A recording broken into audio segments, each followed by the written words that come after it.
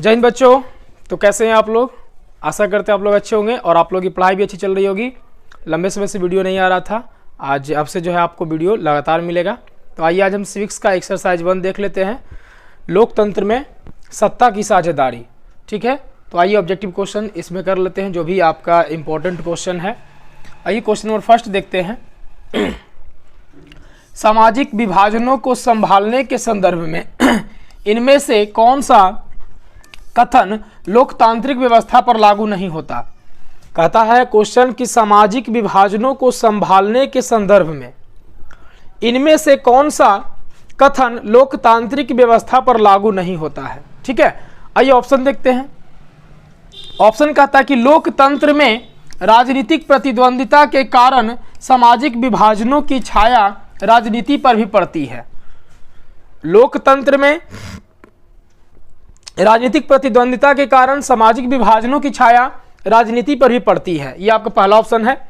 B option देखेंगे, लोकतंत्र में विभिन्न समुदायों के लिए शांतिपूर्ण ढंग से अपनी शिकायतों को जाहिर करना संभव है।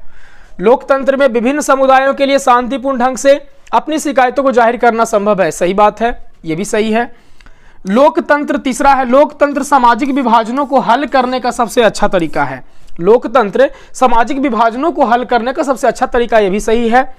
ऑप्शन डी है, लोकतंत्र सामाजिक विभाजनों के आधार पर समाज को विखंडन की ओर ले जाता है।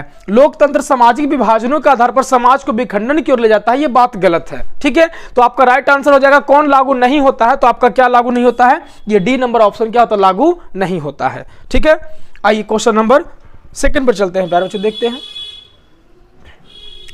आइए क्वेश्चन नंबर सेकंड है, निम्नलिखित कथनों पर विचार करें। निम्नलिखित कथनों पर प्यारे बच्चों विचार करना है। ऑप्शन ए कहता है कि जहां सामाजिक अंतर एक दूसरे से टकराते हैं वहां सामाजिक विभाजन होता है। बिल्कुल सही बात है, जहां सामाजिक अंतर एक दूसरे से टकराएंगे वो क्या होगा? वहां सामाजिक विभाजन होगा, है ना।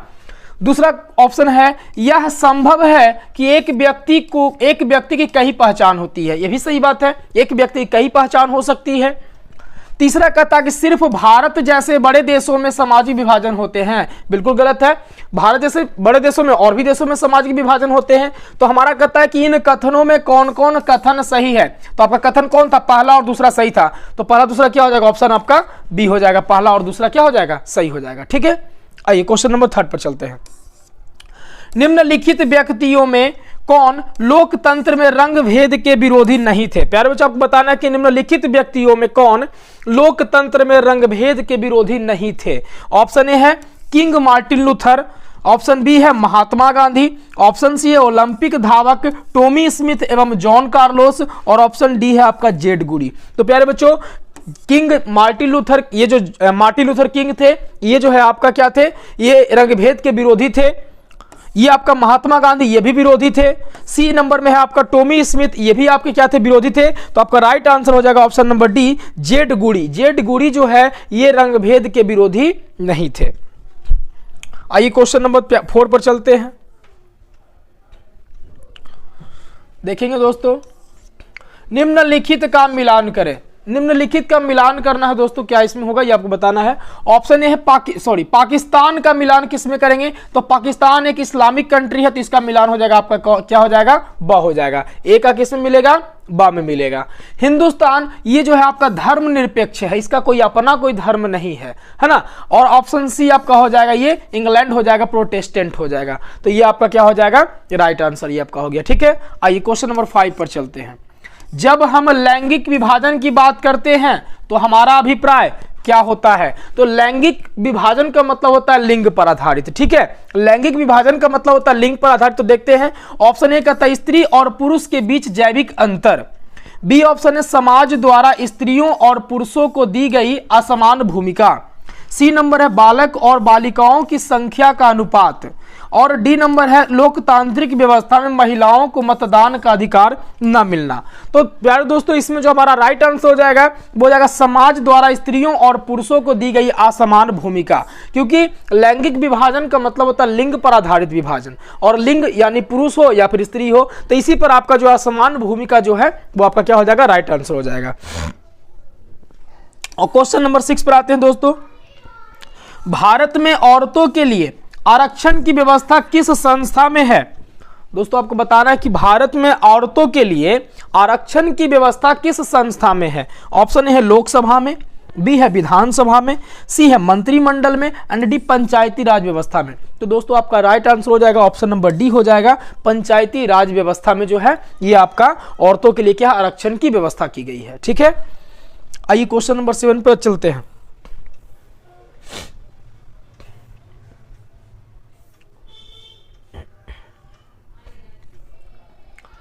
क्वेश्चन नंबर 7 है दोस्तों, सांप्रदायिक राजनीति के अर्थ से संबंधित निम्नलिखित कथनों पर गौर करें। सांप्रदायिक राजनीति किस आधार पर आधारित होती है? दोस्तों आपको बताना है कि सांप्रदायिक राजनीति जो होती है वो किस आधार पर आधारित होती है। ऑप्शन ए है एक धर्म दूसरे से श्रेष्ठ है, बी है विभिन्न धर्मों के लोग समान नागरिकों के रूप में खुशी खुशी साथ रहते हैं, सी नंबर है एक धर्म के अनुयायी एक समुदाय बनाते हैं, एंड डी है एक धार्मिक समूह का प्रभाव बाकी सभी धर्मों पर कायम रखने में शासन की शक्ति का प्रयोग नहीं किया जा सकता है। तो आपका राइट आंसर हो जाएगा दोस्तों सांप्रदायिक राजनीति पर का जो अर्थ होता है कि एक धर्म दूसरे से श्रेष्ठ है और इसी पर राजनीति होता है। सांप्रदायिक राजनीति धर्म पर होता है। ठीक है, तो एक धर्म दूसरे से श्रेष्ठ बताकर इस सांप्रदायिक राजनीति होता है। आइए क्वेश्चन नंबर 8 पर चलते हैं।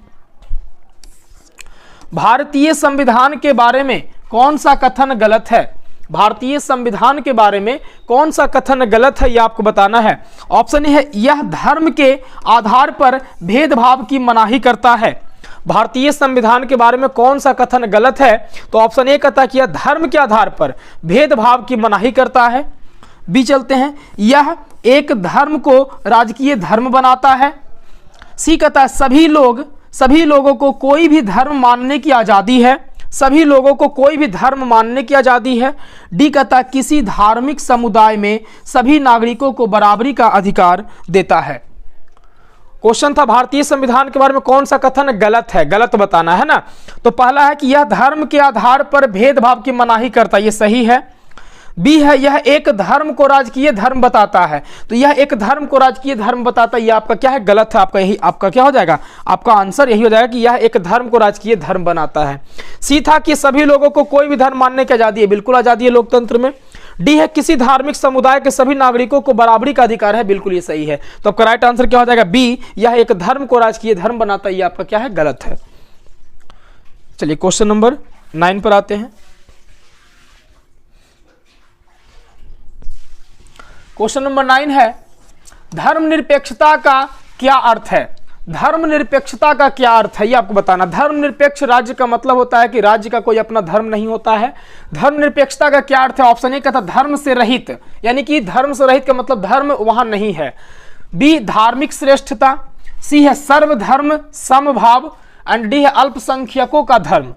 तो आपका राइट आंसर हो जाएगा सर्वधर्म सम्मान, सर्वधर्म समभाव, यानी कि सभी धर्म जो है समान भाव से सभी धर्मों को समान देखा जाता है। ठीक है, तो धर्मनिरपेक्षता का अर्थ होता है सभी धर्मों को समान रूप से देखा जाता है, सभी को समान रूप से माना जाता है, किसी को भी बड़ा या छोटा, ऊंचा या नीचा नहीं देखा जाता है। ठीक है दोस्तों, आगे चलते हैं।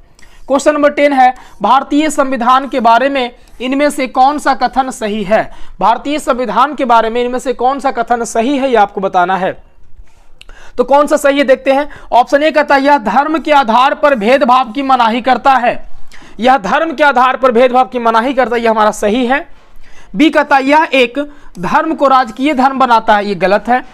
लोगों को, सी नंबर, लोगों को कोई भी धर्म मानने की आजादी नहीं है, यह भी गलत है, बिल्कुल आजादी है। डी कहता है महिलाओं को मतदान के अधिकार का अभाव है, नहीं अभाव नहीं है, बिल्कुल मतदान का अधिकार है। तो आपका राइट आंसर हो जाएगा ऑप्शन नंबर ए, यह धर्म के आधार पर भेदभाव की मनाही करता है कि धर्म के आधार पर किसी के साथ भेदभाव नहीं किया जाएगा। ठीक है, तो आपका राइट आंसर ये हो जाएगा। क्वेश्चन नंबर 11 पर चलते दोस्तों। सांप्रदायिक राजनीति आधारित होता है, सांप्रदायिक राजनीति किस पर आधारित होती है? तो अभी हम बोले थे कि सांप्रदायिक जो राजनीति होती है वो धर्म पर आधारित होती है। तो ऑप्शन ए है आपका धर्म पर, बी है जाति पर, सी है क्षेत्र पर एंड डी इनमें से कोई नहीं। तो आपका राइट आंसर हो जाएगा ऑप्शन नंबर ए हो जाएगा, धर्म पर। सांप्रदायिक राजनीति किस पर आधारित होती है? तो धर्म पर आधारित होती है। आइए क्वेश्चन नंबर 12 है लिच्छवी गणतंत्र भारत के किस राज्य में अवस्थित था? लिच्छवी गणतंत्र दोस्तों भारत के किस राज्य में अवस्थित था? तो ऑप्शन ए है आपका बिहार, बी है राजस्थान, सी है आपका महाराष्ट्र, एंड डी आपका त्रिपुरा। तो दोस्तों आपका right answer option number A हो जाएगा। लिच्छवी गणतंत्र जो था बिहार में अवस्थित था। ठीक है, आइए क्वेश्चन नंबर चलते हैं 13 पर। क्वेश्चन नंबर 13 है दोस्तों, धर्म को राजनीति से अलग नहीं किया जा सकता, यह किसने कहा था? धर्म को राजनीति से अलग नहीं किया जा सकता, यह किसने कहा था, यह आपको बताना है। ऑप्शन ए है महात्मा गांधी, बी है जवाहरलाल नेहरू, सी है जयप्रकाश नारायण, एंड डी है मदन मोहन मालवीय। तो आपका राइट आंसर हो जाएगा option number A, Mahatma Gandhi ने कहे थे कि धर्म को राजनीति से कभी भी अलग नहीं किया जा सकता है। ठीक है, आइए क्वेश्चन नंबर 14 है, कृषि कार्य में महिलाओं की भागीदारी कितनी है? दोस्तों कृषि कार्य में महिलाओं की भागीदारी कितनी है? तो ऑप्शन ए है 50%, बी है 40%, सी है 10%, एंड डी है 20%। तो आपका right answer option number B हो जाएगा 40%। ठीक है, आइए क्वेश्चन नंबर 15 है, अर्थशास्त्र पुस्तक किसने लिखी थी? अर्थशास्त्र पुस्तक प्यारे दोस्तों बताना आपको किसने लिखी थी। ऑप्शन है कि मार्शल, बी है आपका कौटिल्य, सी है आपका पीगू, एंड डी है वेद व्यास। तो आपका राइट आंसर हो जाएगा ऑप्शन नंबर बी, कौटिल्य हो जाएगा। ठीक है, आइए क्वेश्चन नंबर 16 पर चलते हैं। क्वेश्चन नंबर 16 है दोस्तों, देखेंगे एनक्रूमा कहां के राष्ट्रपति चुने गए थे? एनक्रूमा कहां के राष्ट्रपति चुने गए थे? ऑप्शन ए है पोलैंड, बी है चिली, सी है घाना, एंड डी है मैक्सिको। तो आपका मैक्सिको, तो आपका राइट आंसर हो जाएगा ऑप्शन नंबर सी, घाना के। ये जो है घाना प्रदेश के जो है ये राष्ट्रपति चुने गए थे। ये दक्षिण अफ्रीका में घाना प्रदेश पड़ता है। ठीक है, तो ये घाना के एनक्रूमा जो है राष्ट्रपति चुने गए थे। क्वेश्चन नंबर 17 है, निम्नलिखित में से किस समुदाय ने ब्रुसेल्स में बहुमत का गठन किया? निम्नलिखित में से किस समुदाय ने ब्रुसेल्स में बहुमत का गठन किया, यह आपको बताना है। ऑप्शन ए है फ्रेंच भाषी समुदाय, बी है डच भाषी समुदाय, सी है आपका जर्मन भाषी समुदाय, एंड डी है डेनिश भाषी समुदाय। तो दोस्तों आपका right answer option number B, Dutch भाषी समुदाय आपका ये जो है बहुमत गठन किया था। क्वेश्चन नंबर 18 है, सरकार के उच्च और निम्न स्तरों के बीच शक्तियों के विभाजन को क्या कहा जाता है? सरकार के उच्च और निम्न स्तरों के बीच शक्तियों के विभाजन को क्या कहा जाता है, यह आपको बताना है। ऑप्शन ए है क्षैतिज वितरण, बी है समानांतर वितरण, सी है ऊर्ध्वाधर वितरण, एंड डी इनमें से कोई नहीं। तो दोस्तों आपका राइट आंसर हो जाएगा ऑप्शन नंबर सी, ऊर्ध्वाधर वितरण हो जाएगा। ठीक है, आइए क्वेश्चन नंबर 19 पर चलते हैं। क्वेश्चन नंबर 19 है दोस्तों, नेपाल के किस राजा ने प्रजातांत्रिक शासन को स्वीकार करने से इनकार कर दिया? नेपाल के किस राजा ने प्रजातांत्रिक शासन को स्वीकार करने से इनकार कर दिया था? ऑप्शन है राजा वीरेंद्र, बी है गिरिजा प्रसाद कोइराला, सी है राजा ज्ञानेंद्र, एंड डी है राजा महेंद्र। तो दोस्तों आपका राइट आंसर हो जाएगा ऑप्शन नंबर सी, राजा ज्ञानेंद्र। राजा ज्ञानेंद्र ने प्रजातांत्रिक शासन को मानने से क्या कर दिया, ये स्वीकार करने से मना कर दिया है ना, इनकार कर दिया। आइए क्वेश्चन नंबर 20 है दोस्तों, और ये लास्ट क्वेश्चन है, समकालीन विश्व में सरकार का सबसे लोकप्रिय रूप क्या है? समकालीन विश्व में सरकार का सबसे लोकप्रिय रूप क्या है दोस्तों, ये आपको बताना है।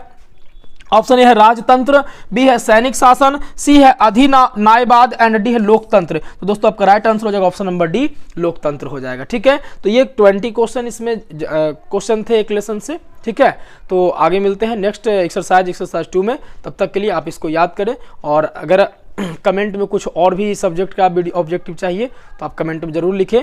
और वीडियो देखने के लिए आपको बहुत बहुत धन्यवाद।